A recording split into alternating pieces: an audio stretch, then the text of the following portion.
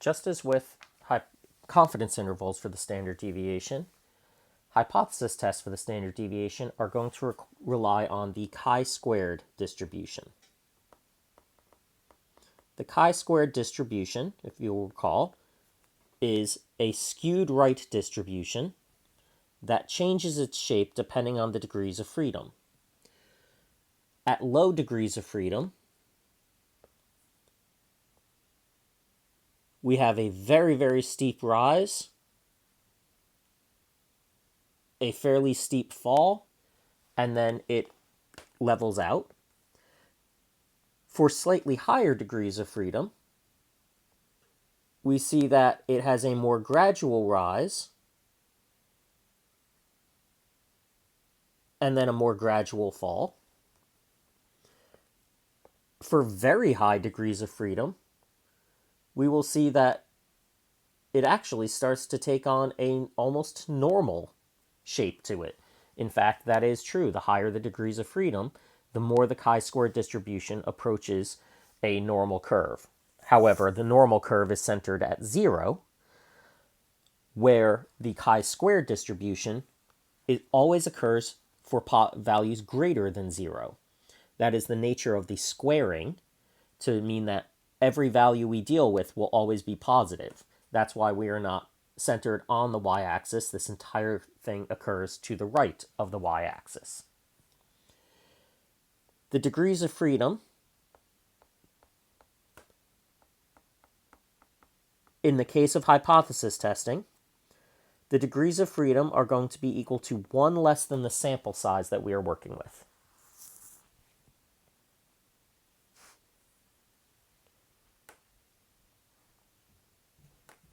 Now, the chi-squared distribution is more difficult to work with than the t-distribution or than the normal distribution. The normal distribution is very, very well known. It is very standardized because it is always the same. It is always done with a mean of 0 and a standard deviation of 1. Therefore, its probabilities are very, very well known, and therefore it is easy to find both p-values and critical values with it.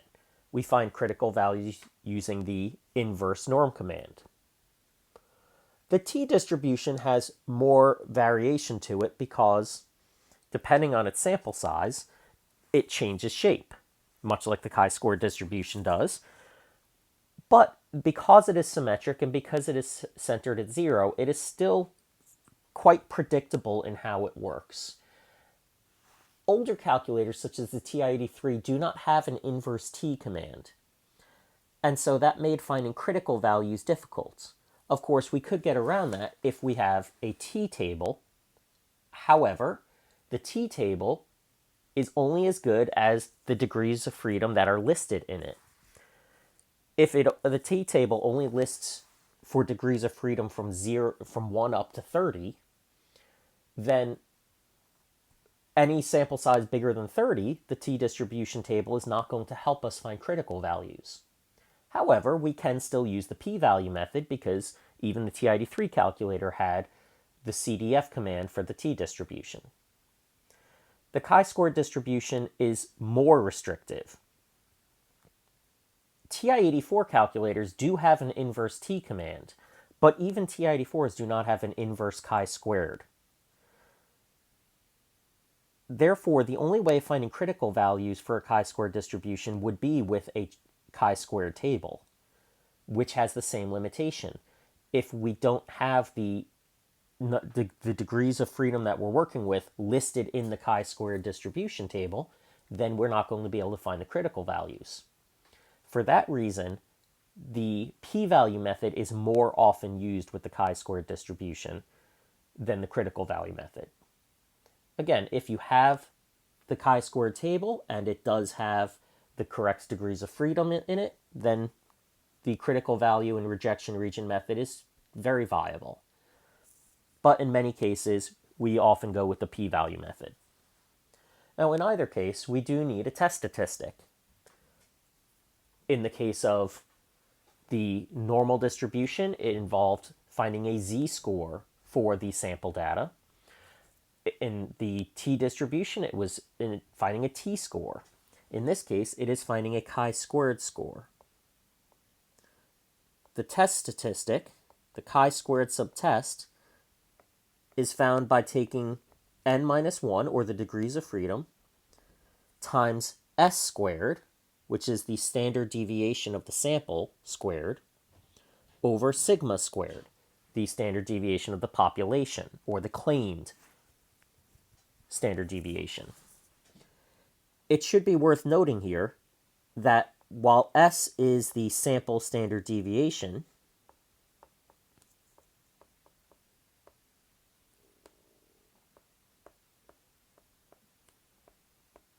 that S squared is actually the sample variance.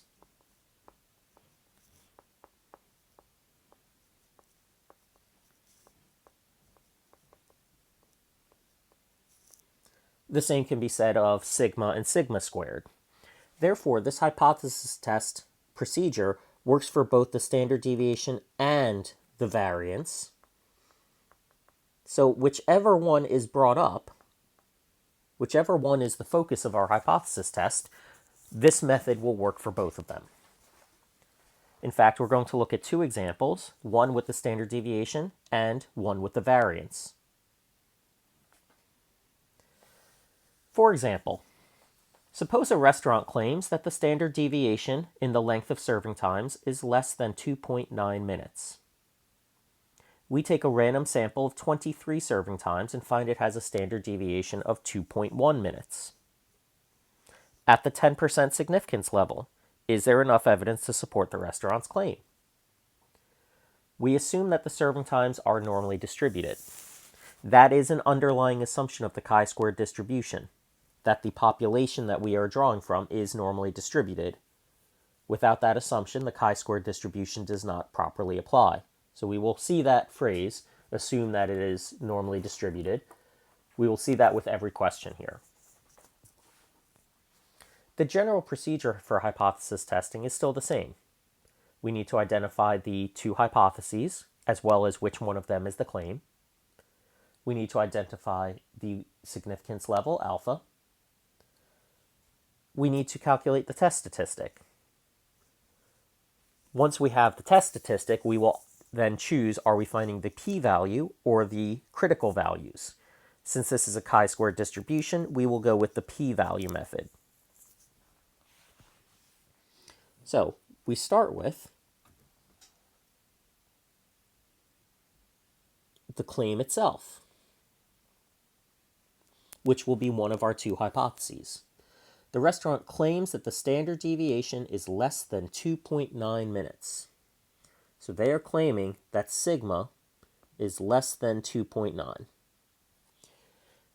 Because this does not have a statement of equality, it is strictly less than, that tells us that this is our alternative hypothesis, H sub A.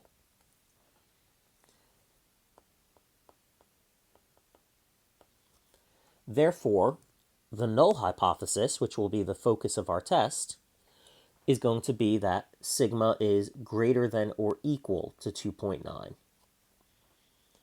This may sometimes also be written as simply sigma equals 2.9. The greater than is actually not relevant to the null hypothesis. The null hypothesis has to include a statement of equality because it is that equality that allows us to use the distributions that we are using. The inequality symbol in H sub A is necessary for determining the test. This tells us that we are doing a left tail test. Beyond that, the greater than symbol in H sub O actually doesn't do anything for us. It's really only the statement of equality that matters. So you may sometimes see sigma is equal to 2.9 since our claim gave us the nature of our test straight out. We are also given the value of alpha, which is 0.10. Since we are doing a p-value method, we will be comparing our p-value to the value of alpha. The next thing we need is our test statistic, which is going to come from our sample size minus 1 times the sample standard deviation, which was 2.1, and that is then squared, over the claimed value of sigma, 2.9, which is then squared. Turning to our calculator, we can calculate this to be 11.536, with a few more decimal places after that, of course. However, 3 decimal places is often enough. We might need to go back and get more if our p-value happens to come out to be incredibly close to alpha, at which point we might want to go back to get more precision. But unless it comes out incredibly close, 11.536 is probably quite enough. So, looking at a chi-squared distribution here,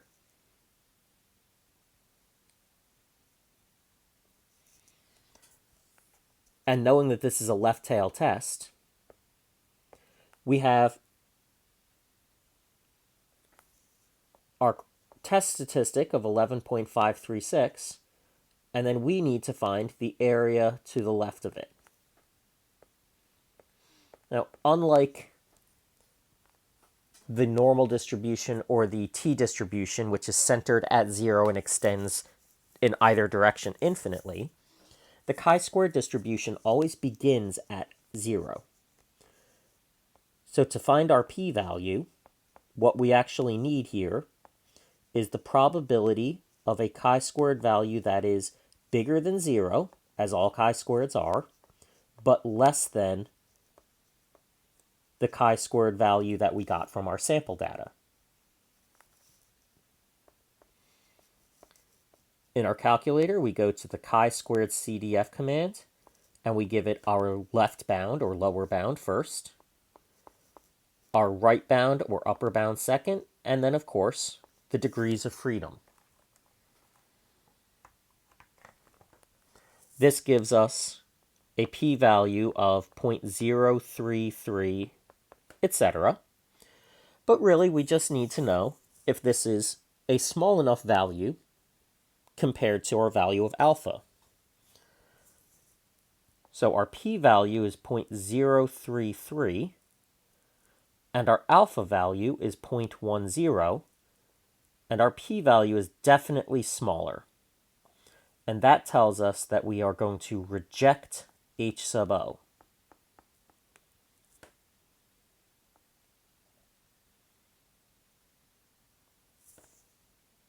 So we are going to reject H sub O, which in turn means that we are accepting H sub A. So our conclusion statement would be that there is enough evidence to support the restaurant's claim.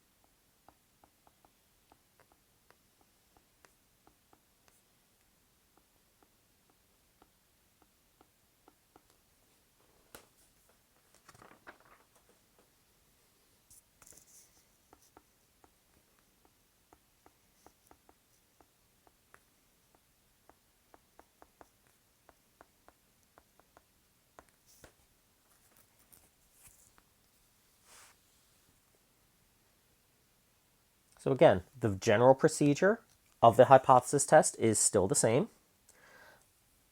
The formula to calculate our test statistic is slightly different. The distribution is different, therefore requiring us to use a different command in the calculator. But the procedure is still the same. Let's look at one more example here.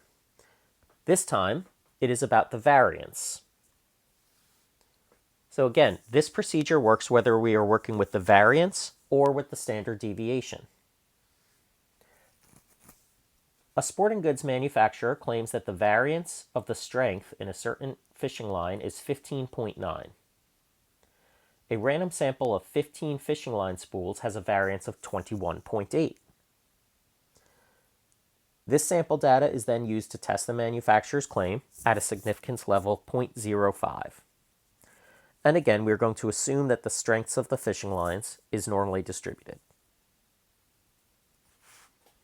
So once again, we're going to start with identifying the hypotheses, starting with the statement that this claims that the variance is 15.9. The variance is sigma squared. And this is not less than or greater than, it is equals 15.9, which is enough to tell us that the claim is our null hypothesis.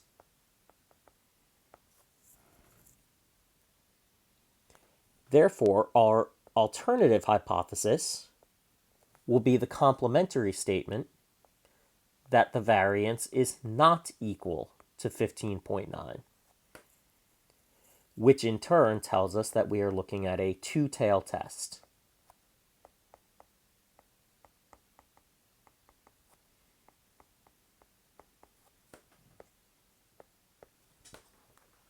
Now, the fact that we're dealing with a two-tail test does not change just because the chi-square distribution is asymmetric. It still works under the same principle that the value of alpha has to be split between the two tails evenly, which would be relevant if we were dealing with with the critical values. We would have to find, since alpha is 0.05, if we were dealing with critical values, we would have to find the critical values such that we had half of alpha, or 0.025, in the left tail, and then the other half of alpha, 0.025, in the right tail. The asymmetric nature simply means that our two critical values are going to be very different from each other, instead of being positive and negative of the same value, as we would see in the t and z distributions. In the case of the p-value method, however, it means that we need to compare either our p-value to half of alpha, or what is more commonly done is to double our p-value and compare the doubled p-value to alpha. But before we get to there, we need to start with our test statistic. This is the only place we will see an ever so slight difference in when we're dealing with the standard deviation versus the variance. In dealing with the standard deviation, we needed to square the standard deviation. We needed to do this times s squared. The thing about the variance is that it already is squared. The same thing for sigma squared. There's no squaring here because 21.8 already is s squared. So we're going to note that here.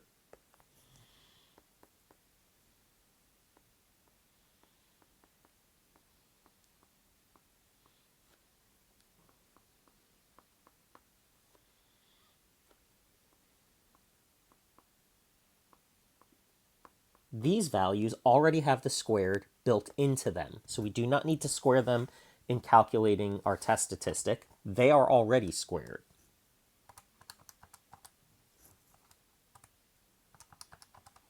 This gives us a test statistic of 19.194, etc. Which again, we can always go back and get more decimal places if we need to, but this is sufficient for now.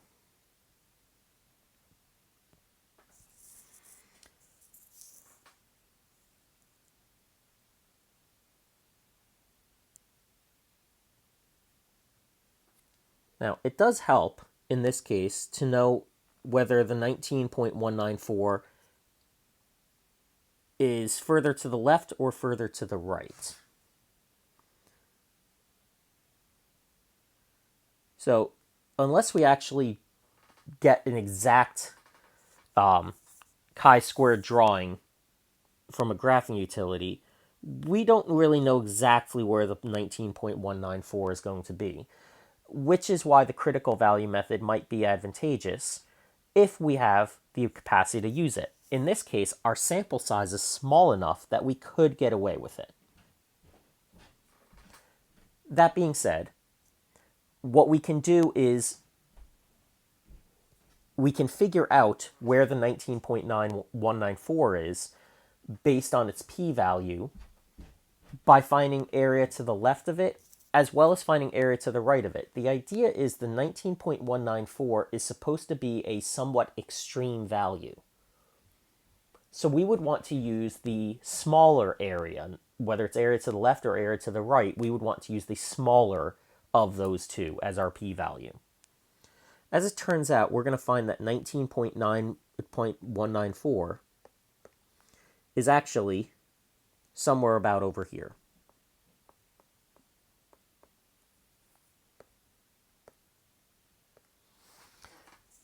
Now, if we go to our calculator,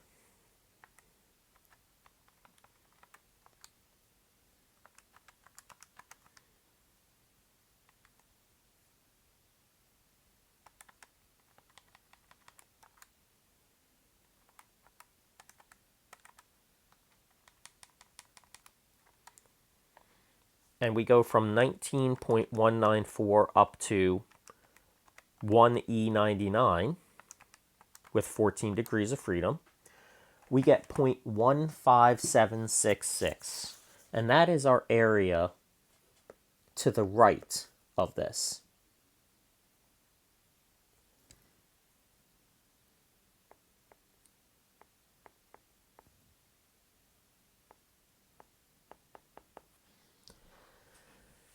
That means the area to the left of it is the other 0.84 some odd. And that's why we want to use the area to the right, because it is the smaller of the two. It shows us that the 19.194 is kind of a little bit extreme on the right side. Not very much, but a little bit. Now, that being said, we are now supposed to compare 2 times our p-value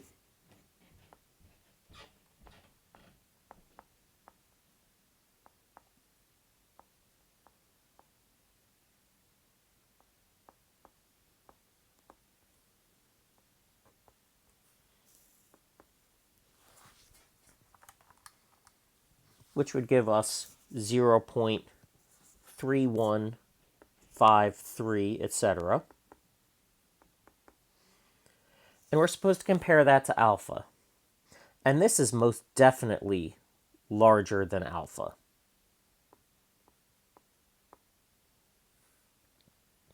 And what that means is that we would fail to reject h sub 0.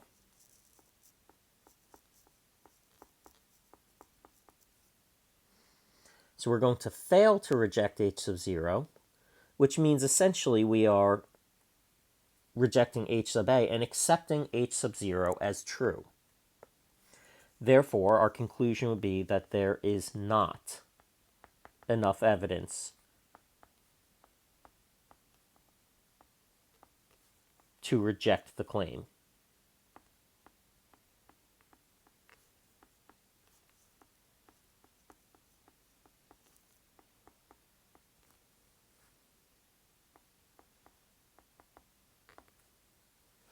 So again, the procedure is very, very much the same.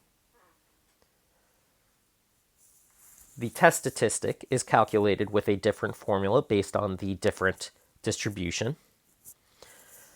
And again, we tend to use the p-value method more often with the variance and standard deviation, but if the sample size is small enough that it appears in the chi-squared table, then certainly you can use the critical values as well.